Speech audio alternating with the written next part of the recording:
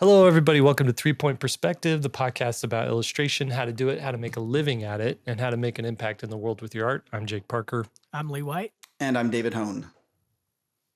All right, let's jump into it. Today, we are talking about, obviously, the impact of AI on illustration artist careers. And I recently posted an Instagram story, which stays up for 24 hours. And what it was is I did this little piece of paper where I folded up because you got to do stuff to get people's attention these days. You know, not everybody will just listen to everything that you say. So I put this little piece of paper up, and it says, "Are you an artist who has lost your job to AI?" And then the sheet folds up, and it says, "I'd like to hear your story." And then it folds down. It says, "Reply here or email me. Here's my email address." And then I'm like, we're going to talk about it on the podcast. And then it says, what did it say there?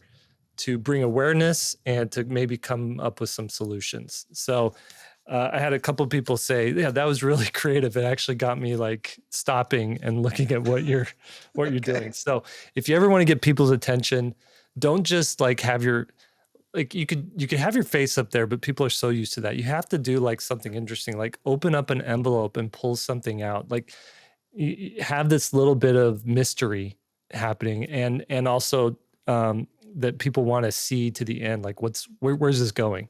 Anyways, so I asked that, and the results were eye-opening. Okay, so here's the response. It only pretty much went to my followers, not to, the story didn't go out to anybody else really. Sometimes people share stories with other people, but this is just to my followers. And I got 13,500 views. Okay. So what percent of people do you think of that 13,500 views responded and said something regards to losing a job to AI? What would you say the percentage was? 6%. 10%. 10%. It was 0.1%. There we go. Ha. It was way lower than I was expecting. Okay. Now, just so we know, this is not a scientific like research that we're doing, like stringent going by all the rules. This is just like, hey, Jake's asking his followers. Let's see. I assume most of the people following me are either artists or tangentially related to art fields. They know something about it.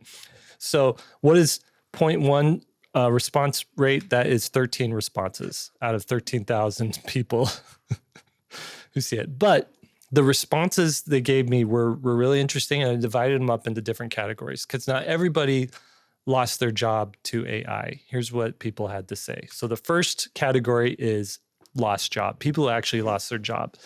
And so I'm just going to read this. I don't want to name this client, but they were giving me the biggest chunk of my income. They have a very niche product, so it's always been hard to find stock images that work for them.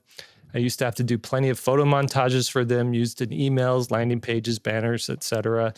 In 2023, they began to feel fascinated by AI as it could finally give them images of their niche sector without having to pay much.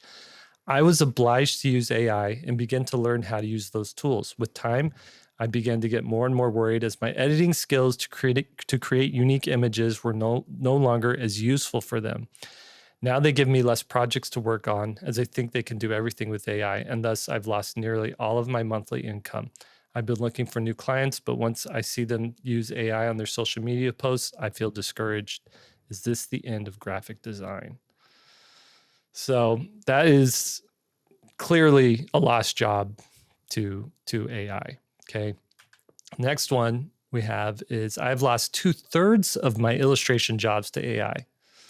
All of my work for advertising agencies, storyboards, and other concept visualizations, man, tongue twister there, shouldn't be, but anyways, all of my storyboards and other concept stuff have gone. I've been running a pretty successful freelance career for 8 years and have now had to take a part-time job in a kitchen to make ends meet. I know for a fact that the companies that used to hire me now use AI instead. Okay, so this guy is doing storyboards, concept art, lost it to AI. And then this one is I lost my job because the company I worked for invested thousands of dollars on AI training. I asked a follow-up, like what was the industry? What was the specific job? I didn't get that. But so that's it for the lost job category. Okay. So the rest of the responses are mixed. And here's what we got. First off, any commentary on those three things? Those three examples. I mean, without seeing the work, hard to sort of comment on it, but I have some general thoughts, and I'm sure we're going to dive into sort Okay. of the kind of jobs that tend to get replaced by that. So Yeah, I'll just keep going. Yeah. Okay, the next one category is I'm going to say lost work. They didn't lose their entire job, but they're losing work. So this person says, I'm a 3D character artist. Last year, I did lose a character design job to AI when they pitched me the project as a 3 weeks deadline. 2 days go by and they tell me to stop as they decide to use AI for this one. 2 weeks go by and they want me back on it to do 3 weeks of work in a week. I should have said no, but I wanted to win against AI, so I took it. Somehow we finished it in time and the client loved it, but it did not feel like a win. Okay. So this is like a partial, it kind of ruined their day, right? Like ruined their scheduling there. I had 3 weeks to do a job, but due to this client being screwy, I had 1 week to do a 3-week job. I should have put that in another later category, but you'll see what that is. So this is another one. I think they referred to the last time me and David talked about this. I think you mentioned in one of your recent podcasts was, David, that jobs you'd lose would be the low-paying family coworker request jobs, which is proven to be true. I don't do those jobs anymore unless it's as a favor, so I'm not bothered. But this person was losing some work from that. And then there's this one. I haven't lost my job to AI, but it has definitely become a struggle. And I've witnessed multiple return clients begin to produce their products solely with AI. The thing that hurts the most, besides the financial disruption, is witnessing them settle for roughly 60% detail accuracy result, while I have been meticulous, bringing into question whether or not I was wasting my time trying too hard with them for years.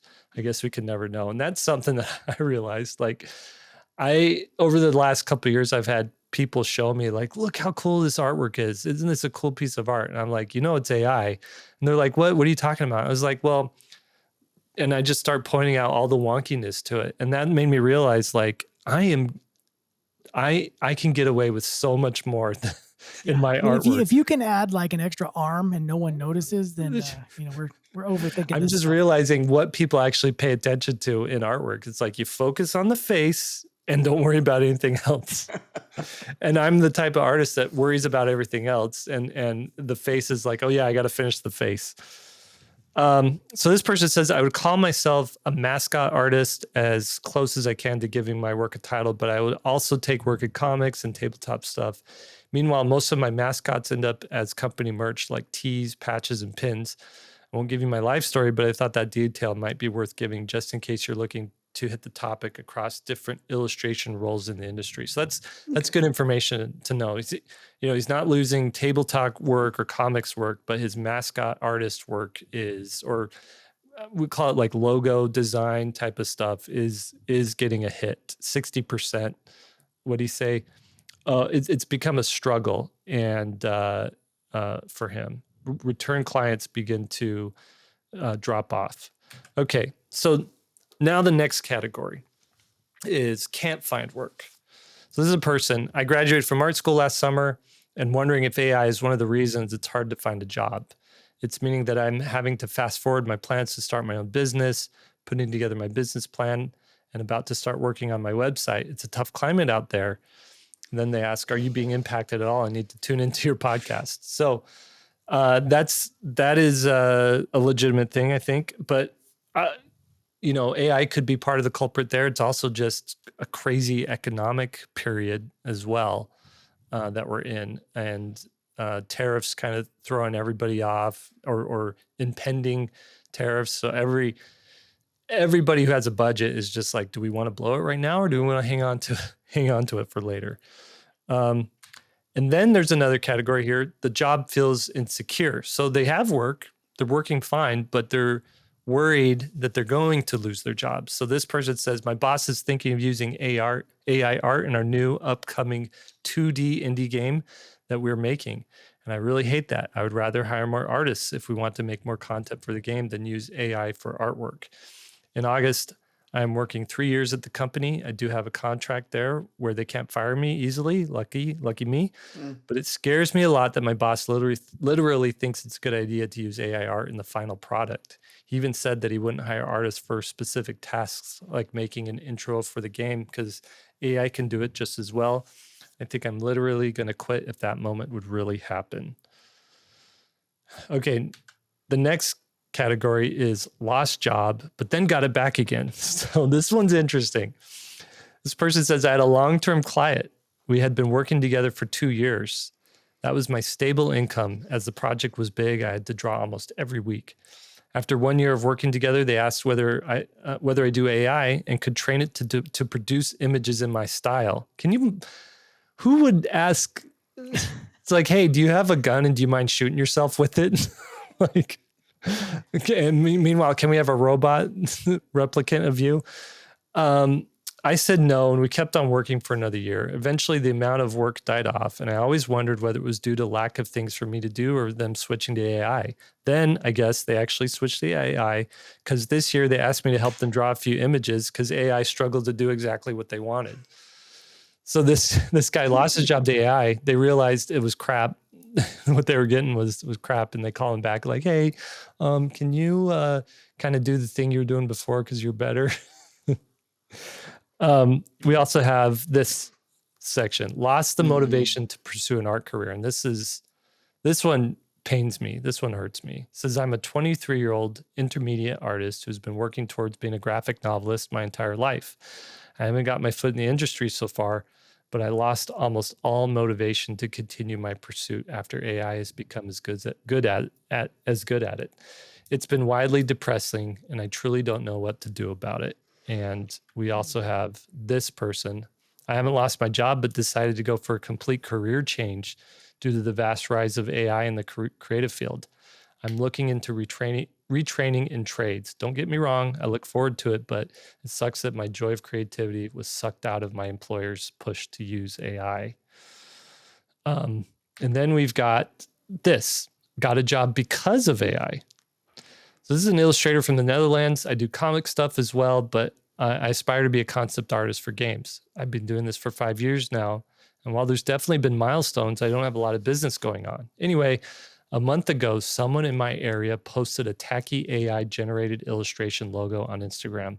A few moments later, he reached out to me, told me he really liked the image he generated, but would love it if an actual illustrator would do a version of his own.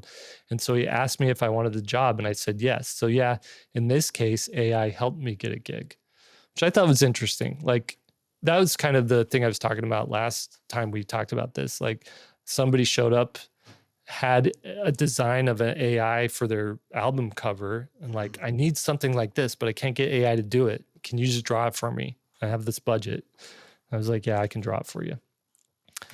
Okay, so that brings me to this question. That is all the responses I got. That was all, I think that was 12 or 13 right there. But you can see there's all different kinds: lost jobs, lost work, discouraged by it, job insecurity, all that kind of stuff.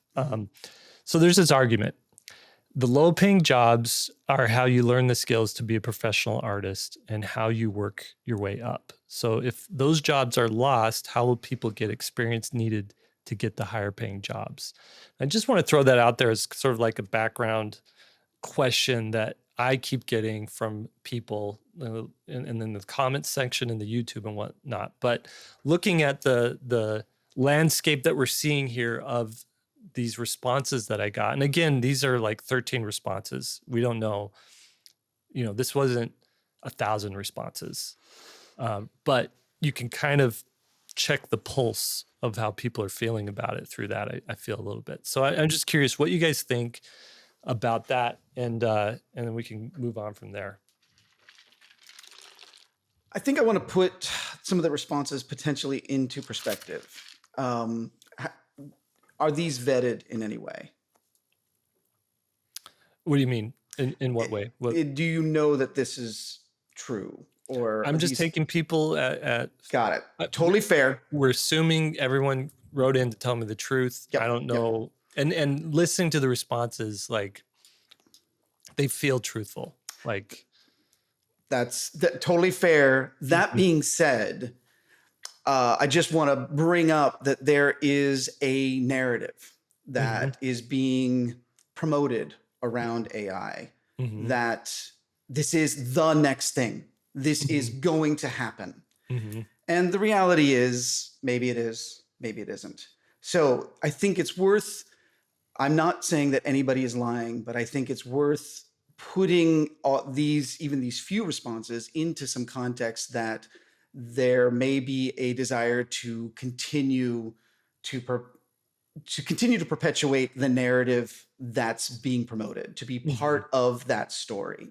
So I think they all bear a little bit of scrutiny, a little bit of, okay, cool, I hear you, but I don't think that it should be the basis of some kind of definitive conclusion. Okay, so I just wanted to put them into that Yeah. context.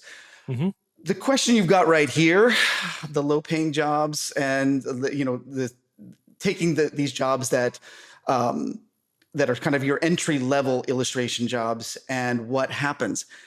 All I can think about, I find myself thinking about, the way that I started my career and the projects that I got right out of school, 2 or 3 years into calling myself a professional illustrator. Really what I was doing is had my full-time job, and then I would work my brains out evenings and weekends on client-based projects as I made that transition. My projects were these small. I was so proud of them at the time, but they were terrible. The work I was doing was not very good work. But they were for clients that didn't need truly high-end stuff because I just wasn't there at the time. This is not an answer. I'm going to punt it over to you guys in a second. I just know that was a part of my establishing myself as a professional in this career. I don't know what happens in that particular case. What do you guys got? Go for it, Lee. I find myself bouncing around. I know when I say this, I'm going to get punched in the face by the audience. I'll punch you in the face. Bring it on. So just like any other answer I give, I guess. But this one more so. There's so many facets to AI coming into our world and our landscape, and I try to think to myself. I mean, I hear the arguments, and I think they're valid from the artists. With the the acquisition of imagery that's unethical at best. So I mean, I understand that there's some issues around that. But that said, I tried to earlier this week. I was just thinking about it from the side of a business. Like if I was going to start, let's just say I'm going to start a ice cream truck business, and I got my ice cream truck, and I need the stuff for it, the assets, The visual assets, right? yeah, all of it. Yeah, I need vis- I need a big logo to put on the side of my ice cream truck. I need a Right. logo for my stationery. I need a T-shirts and website. the Yeah. flyers. My goal there is not to make sure the people that are around me acquiring these images still have jobs, and that there's some kind of requirement that I need to do something for another industry that I'm not even a part of. I'm trying to sell my ice cream out of this truck. And so if I've got the ability to, say, make a logo in 5 minutes and have 100 versions of it, versus hire a graphic designer that's going to charge me $10,000 for logo branding, and then give me 3 options that I can pick from, and then it costs me more if I'm not going to do it. What's the reality there? And what's my responsibility as a new business that I don't have anything to do? I have no responsibility to the arts industry to make sure that the old way is still valid. And I see these responses a lot in the Instagram feed. Is somebody has done something with AI, and everyone scolds them because they did this thing which is the path of least resistance in terms of both time and money. So Okay. the idea that it's not going to be the next thing is ludicrous to me. It's going to be the next thing because I need my ice cream logo and I can get 20 of them. Okay, I'm going to go ahead and punch you in the face, man. Okay. I know. Okay, so well, see, couple things. At it from the art side, which is, hey, you need to be ethical in this. You need to support this, and this. But no. Let's talk about a couple things that you mentioned there, because you sort of laid out it's not an unsurprising argument, but it's not a correct one. Because you in your pitch there, I'm gonna hire a graphic designer. They're gonna charge me $10,000. No, they're not. No, they're not. They won't do that. What's branding worth from a real graphic designer? Well, I'll say that I have real world experience because I hired a graphic designer to do my JP logo, right? And I think all said and done, it was like $2,000, right? And I helped him a bunch. You know, I found a guy who was up and coming, who had a good style, and he wasn't like, it was just a solo guy. And, you know, if I hadn't helped him, because I handed him sketches and here's what I'm thinking, and I was doing drawers, because not every client's gonna have the kind of specific vision that I had for my logo, right? So it could have gone up to 3,000 or 4,000, right?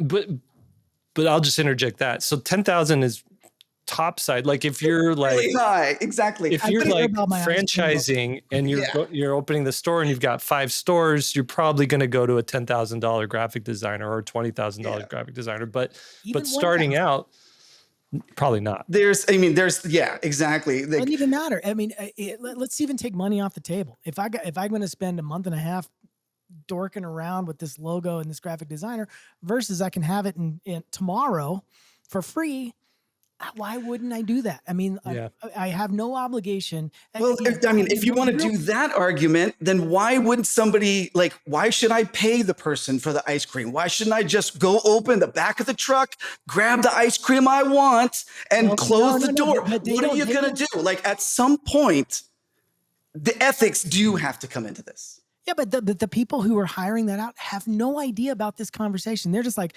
wait, what does Chat GPT do? What does Midjourney do? Okay, I'm going to type it in. They haven't done a deep dive into, you had, this way you make a line stolen, and now Midjourney is now using. That's where the scolding comes in, man. That's why you scold them. You can call it scolding, but you inform them.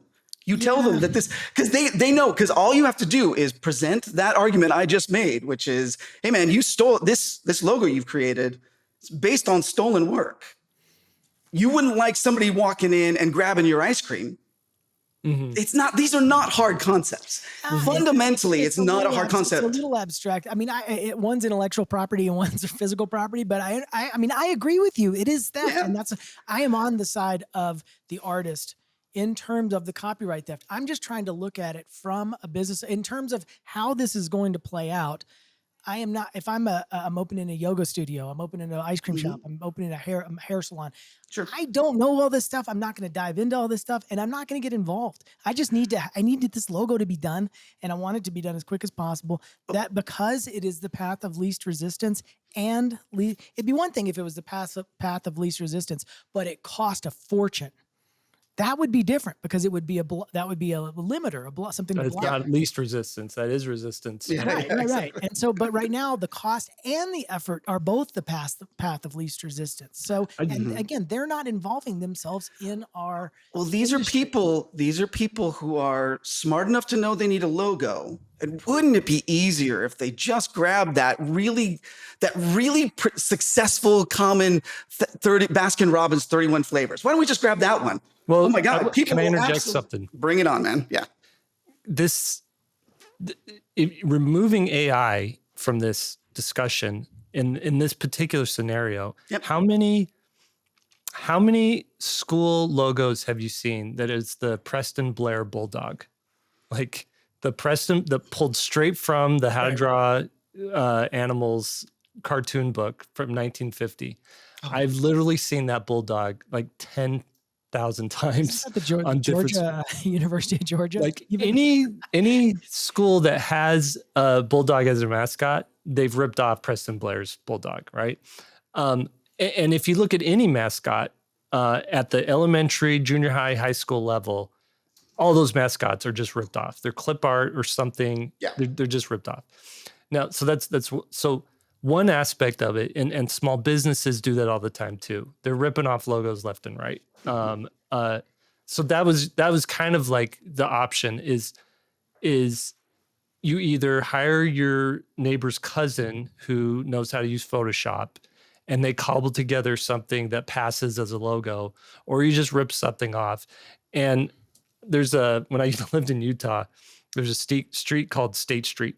And it's like the ugliest version of America that you see, right? There's like the cool, nice version of America where it's like the cool downtown and all these little bespoke shops and everything. But then you have State Street where it's like, cash your check here, buy your burrito here, get your tire changed here, all this stuff. And half of them are like mom and pop shops. Half of them are like chain restaurants or whatever. And it is the ugliest thing because nobody paid anybody to hire to design a logo for them. They're all the crappiest version. And I'm just like, there needs to be a law that you have to hire an artist to design your logo, right? So what I'm saying is then ChatGPT or Midjourney or whatever comes in, and now these guys who obviously do care a little bit about it, they want to look professional, they don't want to pay it, they go and they get their AI logo made. And that's sort of the reality. And I like what David's saying is, since our legislators are failing us, then it's up to the community to sort of self-regulate.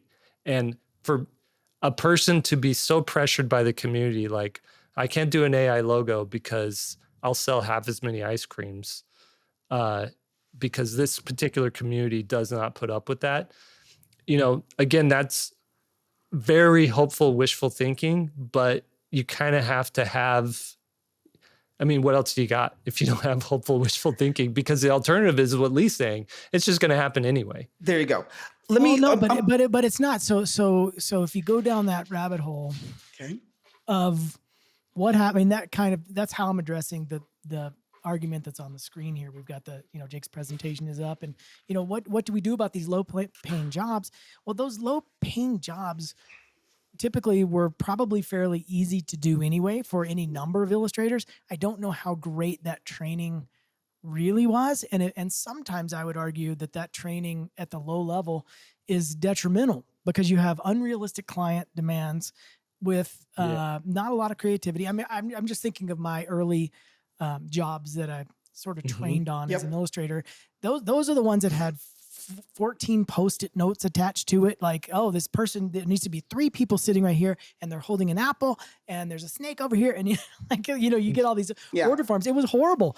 The work I did at that low level was bad. It wasn't great training it was good training in dealing with a client, but it wasn't good training in terms of making interesting art, making interesting stories. And so let's just assume that all the bottom jobs do go away. So the ice cream logo is gone and the hairdresser logo is gone. Well, now I need to make something that has meaning, because the one thing that AI doesn't really do well with is adding meaning and something that's interesting in terms of storytelling or a project that maybe you just didn't see coming in some way.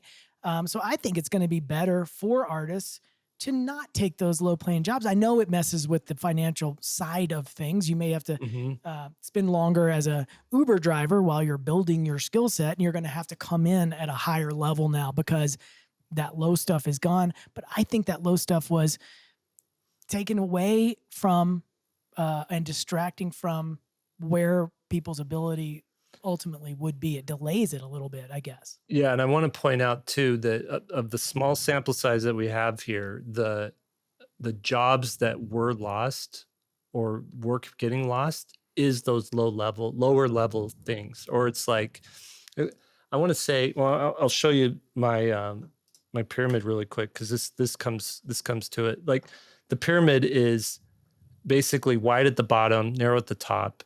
And the wide bottom is the amount of competition there is for those jobs. And the narrowness at the top is the amount of compensation, right? And what I've noticed is like your bottom tier are these free to $5,000 jobs, and those are the clients that are going, like Lee is saying, going to have the worst notes.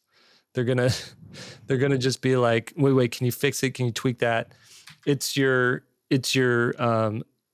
your t-shirt designs, your things like that, whatever. The next tier is probably your $5,000 to $25,000 jobs. And then, oops, I'm going the wrong direction. And then you got like your $25,000 to $150,000 jobs. And then you got your 100,000 plus jobs, right? And what they are is like small jobs, odd jobs at that next level. So that's where we're seeing these small jobs and odd jobs. These are jobs where people are like a cog in a machine. And you have this big machine and they've got all these different people doing stuff. And the employer is always looking for a way to replace two people with one person, and replace two departments with one department. And if they can, replace an entire department with a machine, right? And that's just been the history since the Industrial Revolution. So like I was talking to a guy who had an incredible career for 18 years doing concept art for toy companies of game toy design, but also like kiosk design and some kind of logo packaging design, all that stuff. And he's like, all of a sudden last year it dried up. They just, not only did I stop getting work, but the guy who was giving me work lost his job. And I come to find out that they're leaning heavy on AI to design the kiosk, to design the packaging, to design, they're just getting, because essentially what he was doing was giving them 50 designs that they could pick from, or probably 50 is overblown, 10 designs that they could pick from, and they're picking one and massaging it. And the AI, obviously it's doing its thing, right?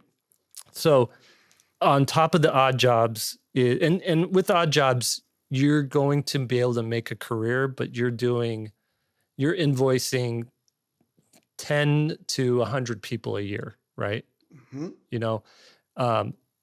Because you're just one little component. I've done these jobs too. Like an ad agency will call me and say, we've got a rush job for this. We're doing a commercial for this pharmaceutical company. They need a quirky little character designed. And can you just give us 50 designs of like a booger monster or something like that, right? Or like a bee or whatever. Well, and then I'll collect my check. I'll get paid $5,000 for it. I'll get paid $7,000 for it. I'll spend a week on it, 2 weeks on it. It's good money. It's fast, but I can never count on those jobs coming again. So there's that. But now it's still like, why do we pay Jake? We can just churn out 100 of these designs, pick one that we like, send it to the modeler, and they'll do it. Above that is the mastery jobs. So this is your high-level publishers, your animation studios, your video game studios. They're like your AAA studios where they're doing, very prestige type of content, right? And what they're looking for are people who have very dialed in skill sets. Like you are an editor on a film and you know exactly what to do in editing it. You are an animator and you just know how to act things perfectly. You're a concept artist with a very unique style that AI can't, like we saw in some of those examples, AI can only get you so far, and then you need to hire an artist to like take it the last 10%. So at these higher places, they're keeping these, really seasoned, like good concept artists because they know they're reliable, they do professional work, and it's just faster to get the thing from them than it is to like massage the AI. And then your top level there is the prestige jobs. So these are your gallery painters, these are your entrepreneurial artists, and those ones are leveraging their name, leveraging their talent, building a massive audience, those types of things.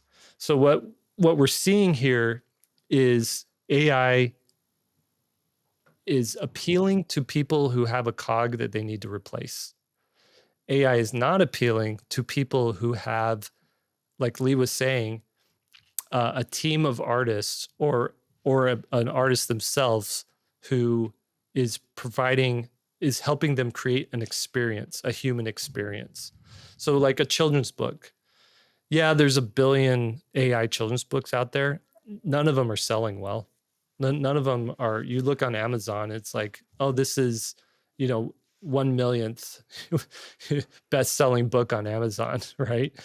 And then you go and look at like any number of new books that have come out this year who are done by a real artist from a very established publisher, from a very good writer, and that book is 5,000th best-selling book, 100th best-selling book.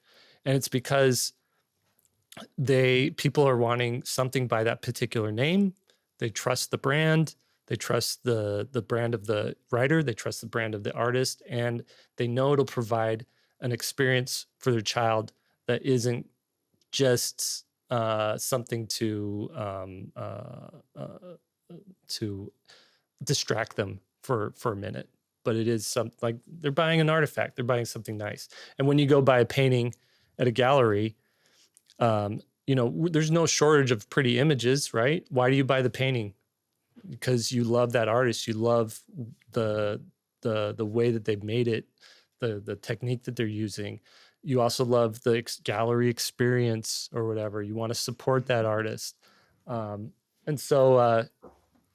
then you've got like, I don't know, kind of what Will Terry's doing with this card game thing. Like if that really takes off, he's going to be 100,000 plus illustrator just with the card game stuff. And it's because he's leaning into the entrepreneurial side and cutting out all the middlemen and just providing a product that provides an experience. So like you guys are saying, these odd jobs, small jobs, sometimes they can lead you to learning the right, like Lee was saying, learning the right skills needed, the right communication skills, things like that. But ultimately, what artists really offer the world in a way that nothing else can are these more unique, introspective, personal kind of experience storytelling things that people actually crave, right? That people remember, that people want. So I'm just going to throw that in there. Well, I think that leans into that sort of profound clip I've seen numerous times at this point. The interview with Rick Rubin, if you guys know who he is, he's the producer for Beastie Boys and all kinds of different bands that have been famous throughout the years. And one of the things he was saying is in this clip that I just love watching is, and we'll try to maybe put it in the show notes if you haven't seen it, but he's saying, you don't go into a recording session thinking about the fan. Oh, music is going there. The fans seem to like, a cappella. So let's make an a cappella album. It's go in to the studio and make yourself happy in the most indulgent way. And that is what people are going to respond to more so. I just hate the idea that we're providing, I know we're an industry and we provide a service and a product, but I think just to really, because I remember that quote and he's like, the audience doesn't know what they want. They want what you already gave them is what they say they want, but really they want something new. And Correct. The only way to give them something new is to like lean into that indulgent, like make something for yourself, make something different. I want to show you something real quick. I want to share my my screen with you guys. Hold on one second. See if I can find this guy. I did, of course, immediately. Man, being able to search stuff with the most vague words, it always surprises me how that works. Okay, so I can't find my glasses, so you gotta be share my screen. I have such a hard time keeping up with stuff in my house. Okay, so let me play this for you. You're coming in just a little quiet. like point your mic right towards your mouth. Test. That's better. That's better. Okay. So what you're seeing is this guy who has made this musical machine out of plywood, literally Home Depot plywood. I saw this video the other day. It just popped up and I was so fascinated. I probably watched it 10 times because I was It is amazing.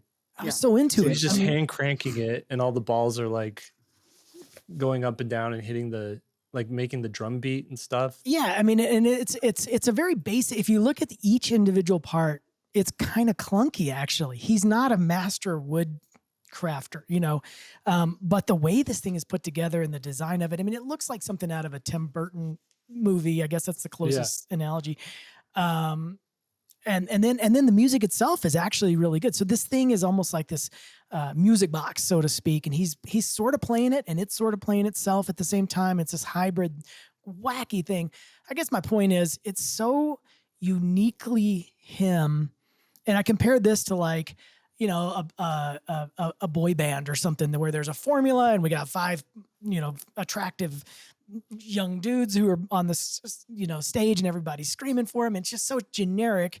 And that's the stuff that's easy to replace. You can't replace this guy because he went all in. I mean, we were talking about going full penguin at SVS. You heard that term.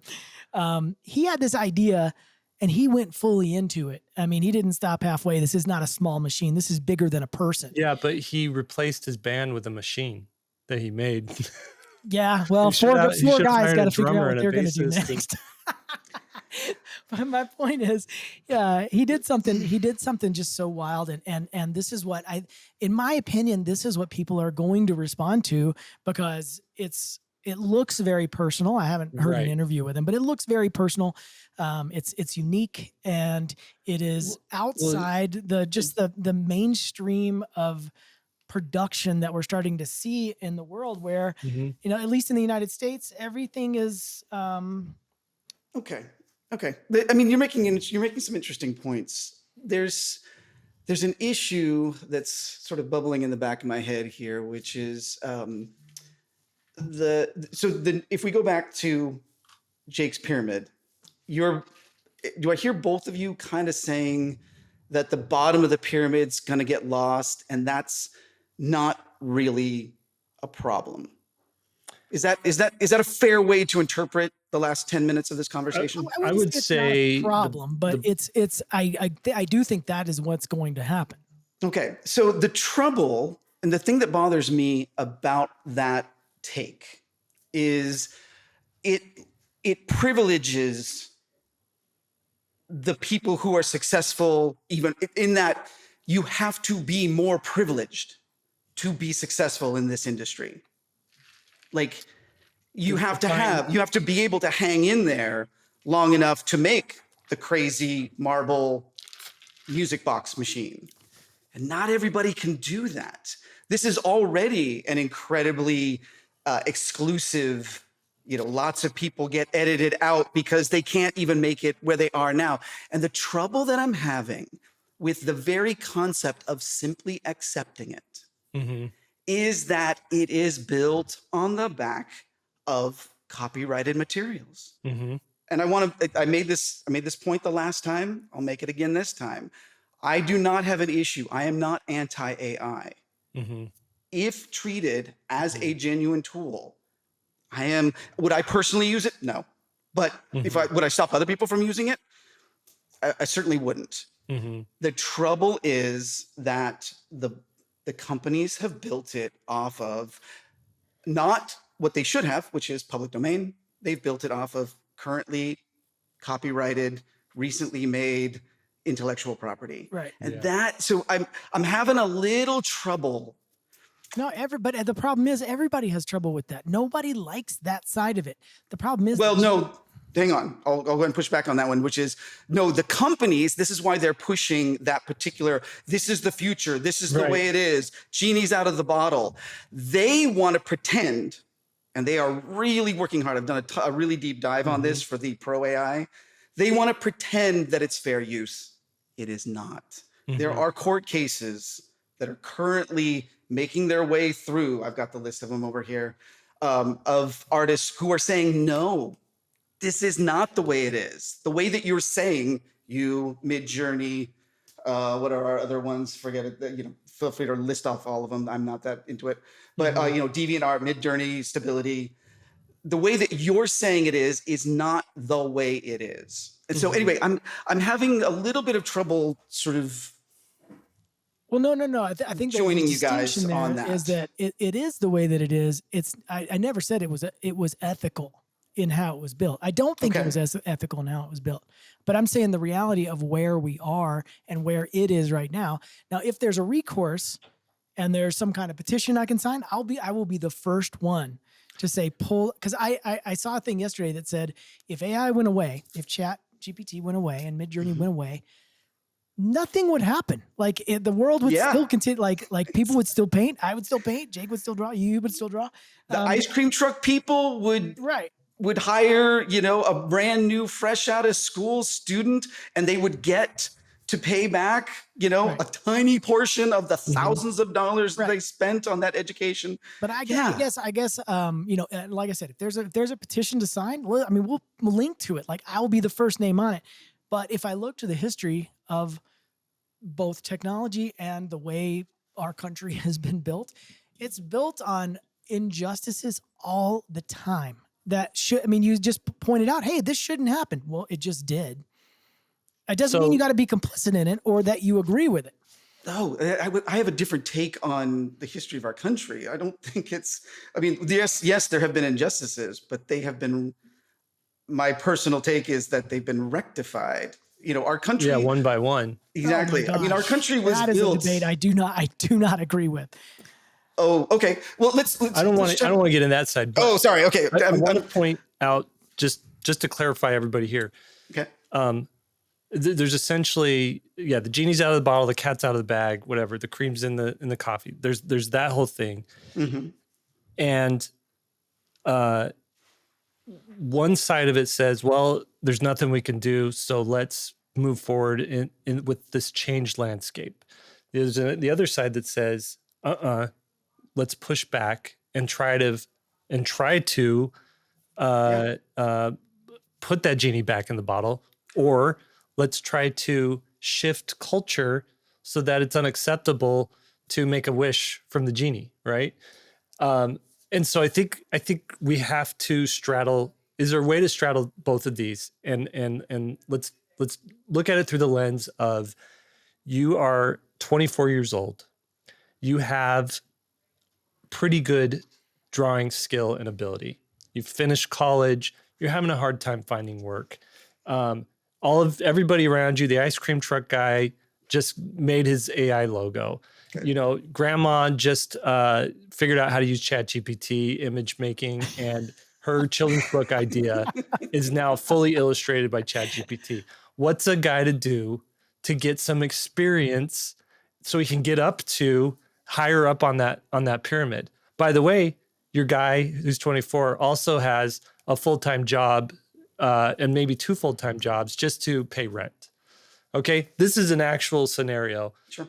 What advice do you give to that person? And really, this advice could apply to the 35-year-old or the 45-year-old who's kind of in the same position as well. Is it at all lost? Is there no hope, or is there still opportunity? And how do we move forward here? You take the Rick Rubin approach because you have to. You're not going to do the ice cream logo if you're that guy. You're going to do, okay, what you're going to think, what do I care about? I work full time. I need to, that's also another discussion that we were actually talking about in office hours. Like, what do you do as a full-time person? How do you even move forward no matter what? It's the same. So that side you got to take out of it because that doesn't really affect this. The answer to that, by the way, in my opinion, is slowly reduce your full-time hours if you can. 40 hours to 35 hours. Now you got 5 hours to draw. So that's a sort of different conversation. Well, and I'll just interject there. While working full-time, I wanted to become a graphic novel artist. And so a good portion of my week outside of work was spent making comics, which means, I've never owned an Xbox. I Yep. have not watched 90% of TV, 95% of TV shows. What I have done is filled a billion sketchbooks and drawn 1,100 comic pages. Yeah. So you kind of have to decide, what are my sacrifices? There's Do no I say amount of no to work. that activity, you know, the function that's happening, so that I can work on this thing? Yeah. Right. There's no amount of work that you can be doing full time, especially if you work for a company, that will trump what all of us who are pros have done in the past. I just want to throw that out there, that I will challenge anybody. When I first met David, I was teaching full time at the Art Institute, or I had just started teaching full time at the Art Institute just a little bit after I met David. And at the same time, I had a new baby, and I was remodeling a house from the ground up while working on 4 children's books and getting my master's degree. All that was at the exact same time. Right. And I want to point out too, that is just a season. That's not going to be your life, but you have to go through this Go through it. like grinding season to get out of, like, you're in a pit. You got to climb out somehow. But you got to dig, and there's no pro who hasn't had to dig that way. David did it when he was doing his book while working full time as an art director. I mean, we've talked about it before, but anyway, I digress. That's a different topic. But Totally fine. So what you're saying, real quick, you're saying make the crazy marble machine. Yeah, that's. I mean, now the logo's gone. Now you can. Now you're free. You're actually free to make the thing you care about, which is more meaningful to your career anyway. Okay, totally fair. I live in a reality-based world. And so, you know, what Jake is saying, I know, what Jake is saying is, you know, like, all right, so this is where we are. I think I've made my position on, you know, where it should be pretty clear. Let's say, yes, make the crazy marble machine, make the thing, make your passion project. Yeah. At the same time, and I mean this very seriously, write a letter to your congressperson. I agree with that. Listen 100%. to no, and this is an issue. So, Lee, like, you're in a different position than our listeners because you have a soapbox. You have this. No, you do. I do, yeah. And so it is. I feel. Certainly, you know, if this is the last time I'm ever on, I feel like you're fired. This is you know, if you argue with me again, I swear to God. I noticed that we cut that little part out of the intro this time. Sometimes we argue, but it's just assumed now. We're going to argue. Yeah, David's on. Oh, David's crap. on. David and Lee are on. It's going to be an argument. Yeah. No. But you have this space, and this is the space where slowly over time, you bring up these topics and you find, and honestly, Jake, I think what you're doing is exactly right. Like, all right, let's find that balance between these two, because it can't be, here's my take. It can't be either you spend all your time getting rid of AI in its unethical format, right? Or you simply roll over, show your belly, and go do something else that accommodates it, kind of thing. I don't think either of those two things are reasonable or fair, kind of thing. And it is a tricky bit to find that. The anecdote that I was thinking of was, I remember early on in my career, I finally understood what work for hire meant. What's it mean? Oh, work for hire. It's a concept that's actually included in the U.S. copyright code.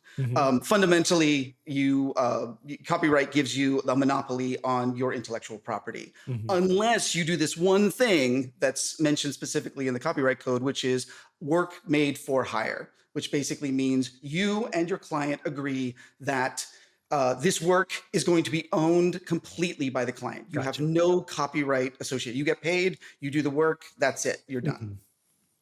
I didn't really understand what that meant. I had an agent who was giving me all these lovely work for hire contracts. I was so hungry. I was just like, yeah, sure. I mean, you've got my career in mind. Let's do this. And I learned what it meant. And I must have been 25, 26. And I was like, no, we're done. No more work for hire.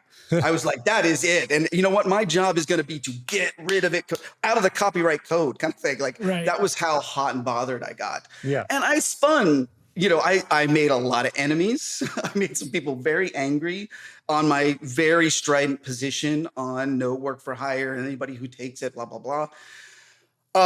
You know, and time, maturity, reality. Frontal lobe growth. Exactly.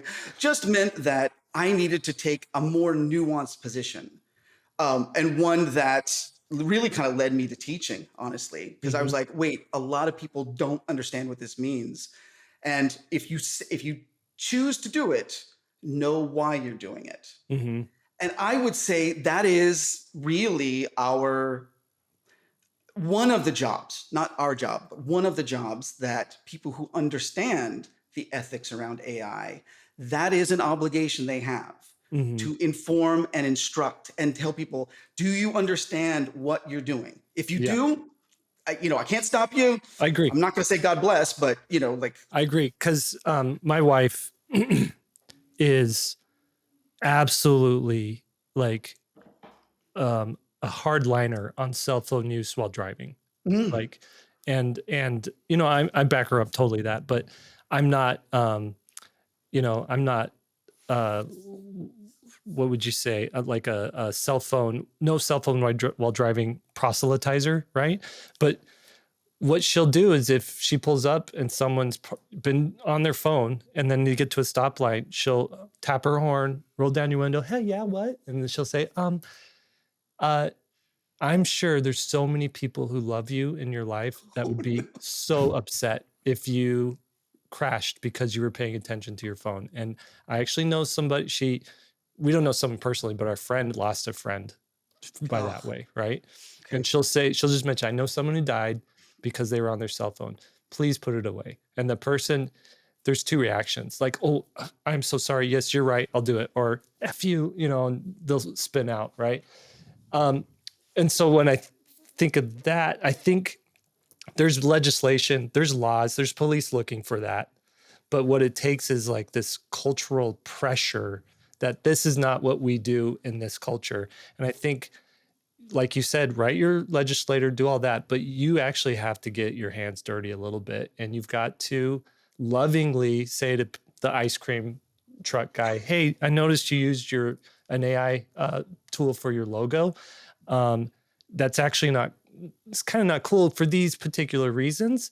And if you want to have a real artist design your logo, here's what you can do. I'll connect you to somebody. We've got, thousands of people who listen to this podcast. And if every one of us does something like that, in the next week, or at least once or twice in the next year, culture can gradually shift in a very meaningful way, like a very person to person way, where it's like a business owner might be like, well, yeah, I could do an AI logo, but let's give back to our community a little bit. And going back to Lee, I think that's a core problem with your initial idea with the ice cream guy. It's a core problem with society right now is so many people are out for themselves and not enough people are thinking about the entire community. And I agree with that. I like the hybrid model is like sort of acknowledging where it is and that what's going to probably happen. But I also don't like rolling over. Like I said, I'll be at the top of the list to get rid of this thing. I mean, it's horrible. Good. That's great. My job is done. So I already had that opinion, but you can take credit for it if you want to. I want to point out one last thing on this this little presentation and with this pyramid, and this is the aha moment that I had with this, and that is the bigger your name is in the credits, the safer your job is. Okay. And I realized this, I remember in 2015, I was doing tons of work for hire. I was doing all these little odd jobs. I was making good money. And I realized, what's better than doing this job for this commercial client, this pharmaceutical company that needs this, probably doing a children's book where my name is on the cover and I get a royalty check. Because I want people buying something because Jake Parker did it and not some people buying something that they have no idea who worked on it or what worked on it. Now, that could also apply to maybe your name never shows up in the credits, but your name is very well known in a small circle of very influential and powerful people, editors, agents, art directors, studio heads, things like that. So you don't have to be famous to take advantage of this, but you do have to make a name for yourself. How do you make a name for yourself? It's what Lee was saying. you make the marble machine. You Yeah. spend 5 years if it takes to do it, but you make something that is unignorable, that people have to talk about it. Either they have to say, this is lame because everybody says it's awesome, or you have to say it's awesome because you found a gem that nobody knows about, right? You just have to create conversation around it. And that's, I think the true path going forward, because if you're thinking, I want to be an artist, I mean, honestly, nobody signs up for art school or goes down this path of becoming an artist being like, I just want to be a cog in this big machine. And I really just want to help pharmaceutical companies, get their commercials made. That's what I really want to do. No, you do that because you want to pay the bills doing art, but you're kind of tricking yourself. I realized this one thing. There's a kid who messaged me. He said, I'm 21. I want to get into film. I want to make films. I want to be a director. I want to write scripts. But my dad said to me, he's like, son, that's fine, but really go get a real job. Go get a real job and work on that. And you can do that stuff on the side. And he's like, is my dad crazy? Like, this is an Instagram message. He's like, is my dad crazy? What should I do? I was like, actually, your dad's not wrong. And I'll tell you this, some of my favorite film directors spent their 20s doing crap jobs. James Cameron, truck driver, right? Tony Gilroy, he's the writer for Andor, the new Star Wars show that just came out. So good. So good. But also like the Bourne Identity, Michael Clayton, right? Mm-hmm. He spent his like mid to late 20s working bartending, just tending bar, right? Quentin Tarantino, before he ever made a film or while he was making a film, he's just a clerk at a video store, right? What's cool about those jobs is it puts you into contact with the human experience through a lot of different lenses, right? So if you're working bartender,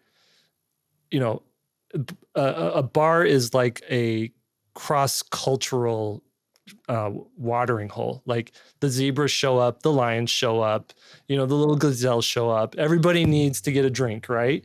And so you're gonna learn about this guy who is cheating on his wife. You're also going to learn about this guy who his mom just died. You're going to learn about this girl who's getting married the next day, but the husband's kind of loser and this is her last chance to party, right? So you're just getting all this life experience that you then pour into your work, and you're going to be a much better artist and illustrator than if you just sat in your studio trying to draw stuff based on your like pretty limited life experience as a 21-year-old living at home, right? Yeah. So that's sort of my take on that is make get the life experience while also making something that you use that life experience as like fuel. Well, I want to add to that. I think that's good. That's really good feedback and advice. We're going to talk about, we're talking about you, the person who's making the stuff, but, and Jake's right. You do got to have a certain amount of experience and a certain amount of, I don't know, you have to already have the personal project to even build the marble machine. You got to have a certain amount of experience to do that. What I want to encourage you guys to do is support the people making the marble machine. Yeah. It's a two-sided sort of equation. You got to make the thing, but also look to what other people are doing and support, not just looking at it and saying, oh man, that's cool, I want to make the marble machine, but supporting the marble machine guy. And how I do this in my life, that is, how do you do it in an easy, affordable way, is either buy the products of people doing things that you love. Mm-hmm. That could be an Anthony Wheeler sketchbook. That could be a print from me. It could be, whatever it's going to be. But the other thing is, we slip a little ad in. I was going to say, what a little plug. It could be, you go to LeeWhiteIllustration.com. You could go to Spain with me in the fall. Pull out the old credit card. Watercolor for a while. No, but the bigger one is, in the past couple of years, I've noticed sort of a migration away from Patreon. And I want to bring that focus back because there's a couple of artists, there's 3 artists that I support on Patreon. I think one of them charges $5.50 a month. The other one charges $8 a month. I mean, we're talking a Starbucks drink is what they charge, and they're posting. And I had a Patreon. I had to bail on it because it's so much effort. And so that's why I want to support anybody I see who's even remotely interesting who has a Patreon. I'm like, I'm going to pay the $5 because I know how hard it is to produce that content. And man, you see people making their marble machine. You see them sketching and drawing, and it's a personal experience on Patreon. And I just think that's one side. It can't always be about you. Oh, I need to do this. I need to think this. I need to make this. Get outside yourself and look and see what other people are doing. Watch how they make the things they're making. Listen to what they're saying and why they're doing it. You know, and there's a couple of different, like I said, capacities, either supporting them through buying their products or again, on Patreon. If you can watch somebody work or study with somebody, I mean, that is the fast track to figuring it out for yourself. If you're sitting in your studio trying to just do it all on your own, that is a tough place to be.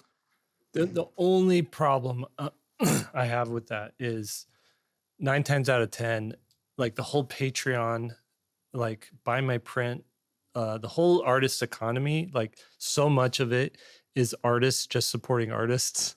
So it's like the same $50 bill just kind of circling around to everybody. That's a good way to Didn't put you it. just describe an economy? Yeah. Like, haven't you guys have just made like, there's this cool idea. We should make like a little economy. You know, but anyway, but there's got to be a way to like infuse outside support coming into it as well. But If I you totally can figure agree with that you, out, Nate. I agree 100%. Yeah. All right, should we wrap it up there? Was there any last like closing words anybody wanted to say here? that was great. No, that was Okay. really good. I I liked want it. to. Can I share the people that I follow on Patreon? Absolutely. Yeah, do it. They're really, really good. I don't see one of them. Maybe I don't know what happened. So Loish is always one. She. If you want to learn how to be a creator in a pro way, now it helps so to have good. 10 million followers or whatever she has, and also be Right. exceptionally, amazingly a talented person. But Loish is one of them. I'm going to share my screen for these other two that I just started following. I feel like you just gave a recommendation to an up and coming director. This guy, Steven Spielberg, I think he's got something. Well, that's Really, why you I gotta wanted to check show him these out. other ones. Support his next movie, please, guys. This is so how do I find her? Cool. So this is Victoria Seminkina, I guess is how you say her name. Semykina. She's great. She's got a very I'll click on this one, very sketch oriented style.